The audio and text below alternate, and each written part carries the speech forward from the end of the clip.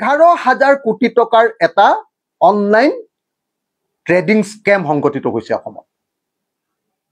এই যে কিবা বিশাল ফুকন এই যে কি বৰ্মন দীপাংকৰ বৰ্মনৰ কেছটোত 7,000 কোটি টকা বিশাল ফুকনৰ কেছটোত 2,000 কোটি টকা 7-2-9 আৰু বাকি গোটেই অগৰং বগৰং গোটেইবিলাক ধৰিলে টোটেল হৈ গলগে 11,000 কোটি টকাৰ কেলেংকাৰী এই 11,000 কোটি টকাৰ কেলেংকাৰীটোত যেতিয়া মন্ত্ৰীৰ নাম লাহে লাহে সোমাবলৈ ধৰিলে হিমন্ত বিশ্ব শৰ্মাৰ আখে পাখেও দুজন এজন মানুহৰ ফটো ওলাবলৈ ধৰিলে মন্ত্ৰীবিলাকৰ পত্নীবিলাকৰ ফটোবিলাক ওলাবলৈ ধৰিলে আকস্মিকভাৱে 9, 10 আৰু 11 তাৰিখৰ দিনা সোণাপুৰত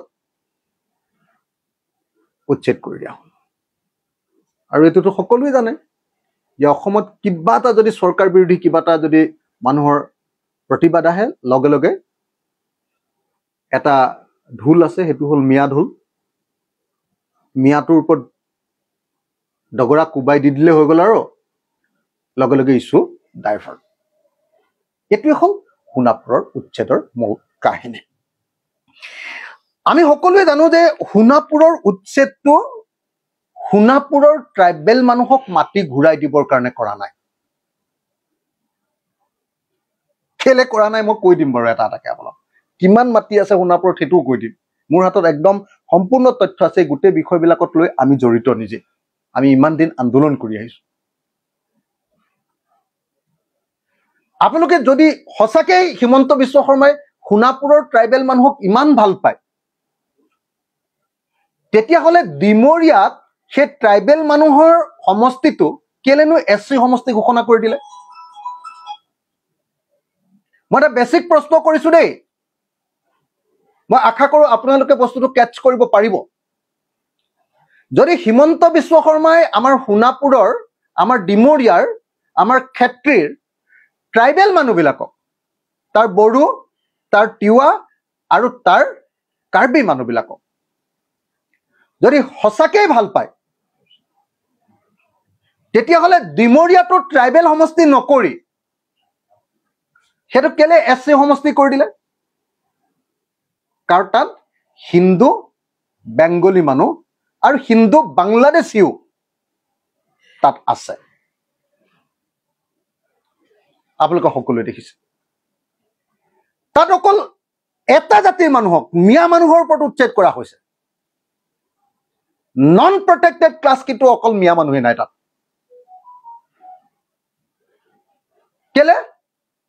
2026 চনৰ নিৰ্বাচনীৰ প্ৰস্তুতিৰ অংশৰূপে মিয়া নামৰ এই কাৰ্ডখন আকৌ খেলিবলৈ আৰম্ভ কৰা হৈছে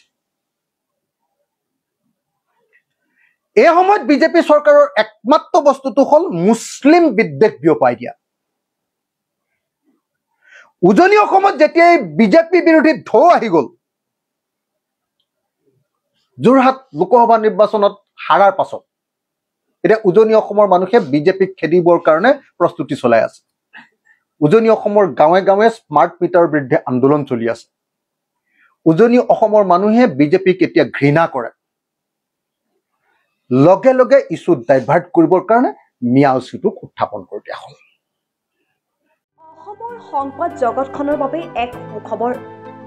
নৰূপ নহাজেৰে প্ৰায় 30 বছৰীয়া অভিজ্ঞতা পুস্তক সাপ্তাহিক কবচ পুনৰ এবাৰ ৰাজ্যৰ মাজলৈ স্বত্বাধিকাৰী প্ৰণীতা কলিতাৰ দ্বাৰা প্ৰকাশিত আৰু অমৰজ্যোতি প্ৰিণ্টাৰ্ছ গুৱাহাটী কমাৰ্চ কলেজৰ বিপৰীত ফালে মুদ্ৰিত